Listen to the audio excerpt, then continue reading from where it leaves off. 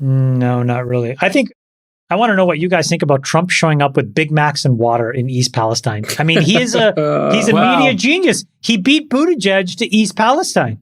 Yeah. That was unbelievable. I literally pull up my tweet. I think this is the power. We because Trump has been out of the public discourse for 2 years. He's a media savant. He is a media savant. Literally, Biden is in Ukraine, saber rattling over air sirens that may or may not be true. They were fake. Who cares? Well, who cares anyway? Well, no. It doesn't matter. No, it does matter. No, hold on. We do. Actually, how do you know you were there? Okay, because I don't need to be. Hold on a second. I don't need to be there because Jake Sullivan participated in a press conference, and he was asked by a CBS News reporter if the U.S. gave the Russians any kind of heads up that the president was going to be in Kyiv. And what Sullivan said, and I quote, is, "We did notify the Russians that President Biden will be traveling to Kyiv. We did so some hours before his departure for deconfliction purposes." You know what deconfliction is? Right. It's when the U.S. tries to avoid an accidental conflict.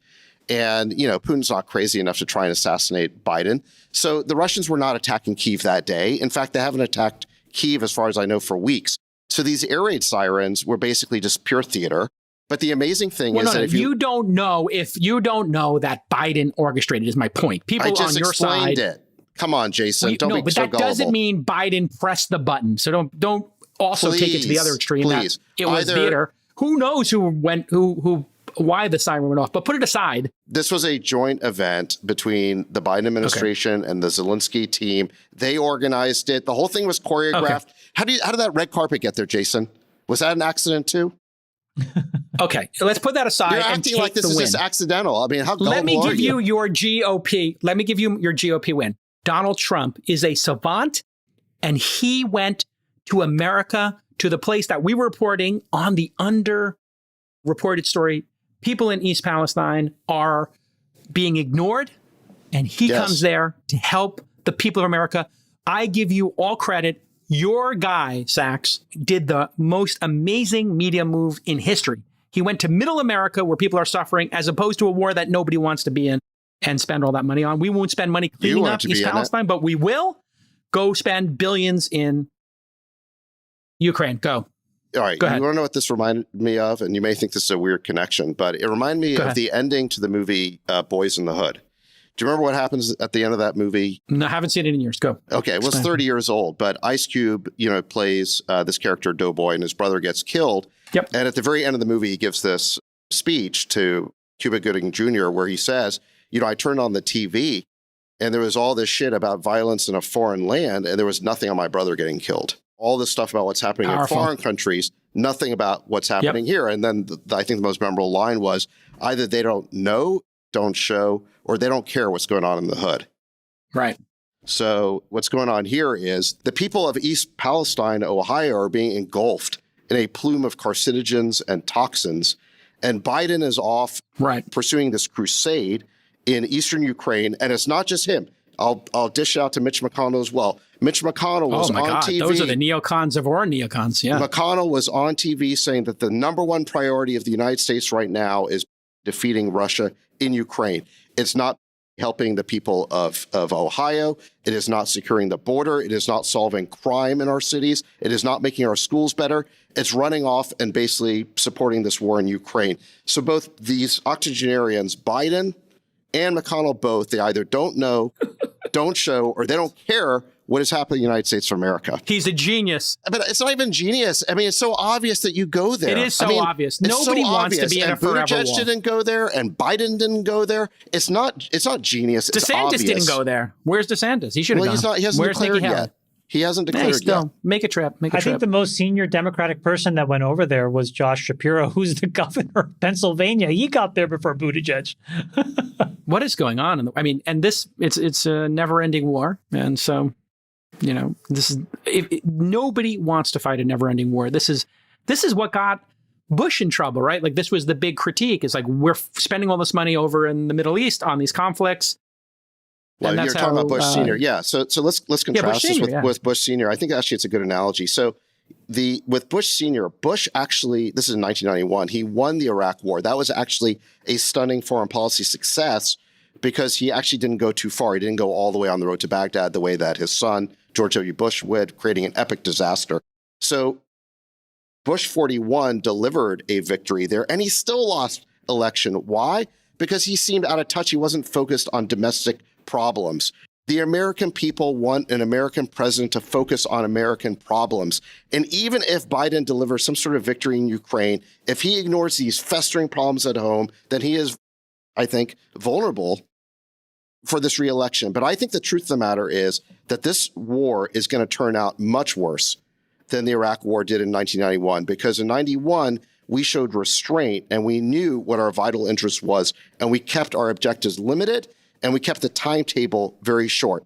What is Biden doing here? Biden won't tell us what the objective is. It's just whatever the Ukrainians want. He won't tell us what the timetable is. It's basically for as long as it takes. And then meanwhile, this week, you had Kamala Harris go to the Munich summit declaring that the Russians are guilty of crimes against humanity, which that's something that we could have assessed after the war. Think about the incentives you're now giving the Russian leadership. Before, we said that we just wanted them to leave.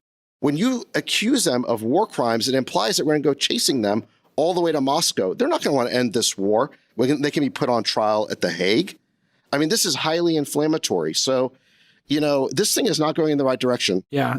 And that was the thing I didn't like about Biden's speech over there, is just he's escalating. Hey, that we have to stop Putin. I mean, which you do. He did invade another country. He did cause 300,000 or 400,000 Russians have died, according to reports. Over 100,000 Ukrainians have died, according to reports. Neither side is giving the accurate number because they don't want to demoralize their constituents. But the amount of suffering going on here is extraordinary. And I think it should be the West who is going, send Macron, send somebody from Germany, send some, group of people to then go to Ukraine and work this out. But you don't need to have Biden going there saber rattling. It was too much saber rattling for me. It is. And not enough de-escalation. We need de-escalation in these situations, not saber rattling. I agree with you, Jason, but Biden has really painted himself into a corner here, because before the war, he refused to take NATO expansion off the table. He refused to recognize the Russian interest in Crimea. And we gave no support to the Minsk Accords, which would have given some limited autonomy to the Russian speakers in the Donbass area. If we had just done those three things, there would have been no war. Biden refused to do that. He refuses to take NATO expansion off the table even today. So he has nothing to compromise with. He is dug in. And the problem we have now is that it's a lose-lose scenario. If the Ukrainians keep doing poorly, because right now it looks like they're on the back foot, what is the United States going to do? We're going to let them lose this war? Or are we going to keep giving them more aid and step in? It looks to me like Biden now has invested his whole presidency in this, and he can't just let them lose, which means more escalation from us. Huge mistake. And on the Russian side, if the Russians lose, then they have an incentive to use nuclear weapons to rescue the situation. So it seems to me that both scenarios here are really bad, and we don't really have a good way out of this. We're looking for some sort of magical Goldilocks scenario where the Russians sort of lose, but not enough to use nukes. The administration has not given us a clear picture of what victory looks like here that's actually reasonably achievable in a reasonable time frame at a reasonable cost. What do we think, Friedberg, of Xi Jinping making overtures and, hey, maybe we should work towards peace if you follow the money? He wants cheap oil. He wants this thing to end, and he wants the West to be buying goods from China. The West wants to sell a bunch of armaments. The military-industrial complex is absolutely in delight of replenishing all of these weapons. Perhaps a little cynical, the follow the money concept, but what was your take on the chessboard of Xi Jinping is going to visit Putin before Biden does, and he wants to build bridges, and we want to saber rattle? What are your thoughts?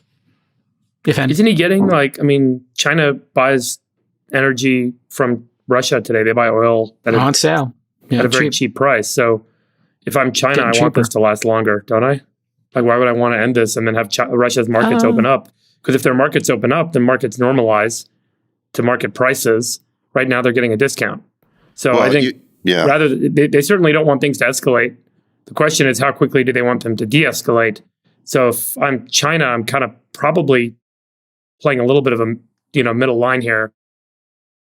I obviously don't want to see a big hot war. China's got its own domestic problems right now that seem pretty significant and existential. And having access to cheap energy seems like a benefit Obviously, if there was significant conflict and escalation of conflict, that would be very bad from an economic perspective for China. So they're probably somewhere in the middle, like a slow resolution, let's say.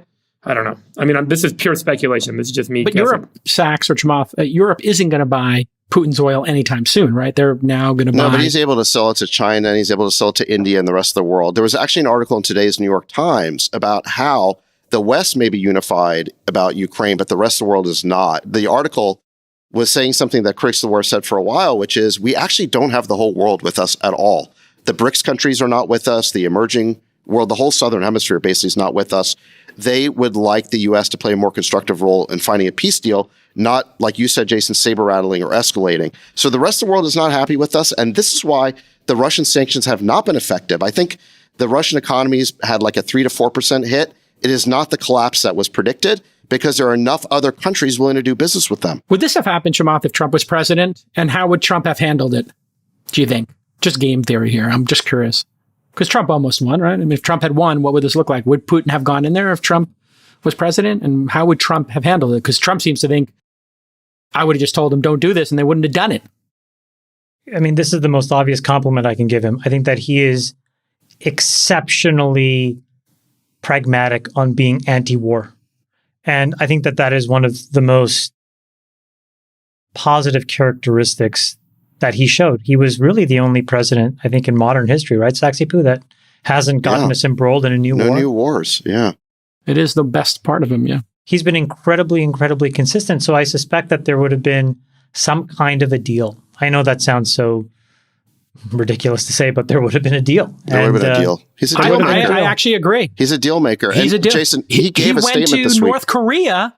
He went to North Korea and met with... He'll shake hands with anybody. Exactly. He would have fired all of the deep state blob that started to position anything towards a conflict. So I think he would have shut the door so ferociously on Ukraine and NATO, and anybody that crossed that line, he would have tarred and feathered publicly. And I think the end result would have been that Putin could have found an off-ramp well before he invaded. Probably. Totally. Yes, I agree. And I agree Trump with that. And blamed Germany for all this, right? He called it. Well, Trump very early asked the question, why are we spending all this money to defend Germany when Germany has this big pipeline deal with Russia? It doesn't seem like they need our protection. They should just pay for it themselves. But I think there's a separate point that Chamath just made that is a really good point, which is Trump's instinctual resistance to what the deep state wants. And he actually said it this week. He gave a 2-minute televised statement that was all over Twitter, where he basically made the argument that, listen, the reason why we're in this war is because of the military-industrial complex and the foreign policy establishment. They basically courted this conflict, and they are working at odds with the interests of the American people. It's actually a fairly radical critique. I don't think a major presidential candidate has run against the military-industrial complex the way that he is now positioning himself. And let me tell you this, I've said it before, he's not my preferred candidate. But if this war spirals out of control, either, it turns into a even bigger conflict that draws us in, or it turns into a big recession, because I don't think we've seen the last of the supply shocks from this war. If we get a recession that Trump can, I think, lay at the feet of this war, he's positioning himself to take advantage of this. This could be a silver bullet for him. I don't think he has any other way of winning, but, if this turns into a big mess, Trump is positioning Tinfoil himself. hat. Let your winners ride. Rain Man David Sachs.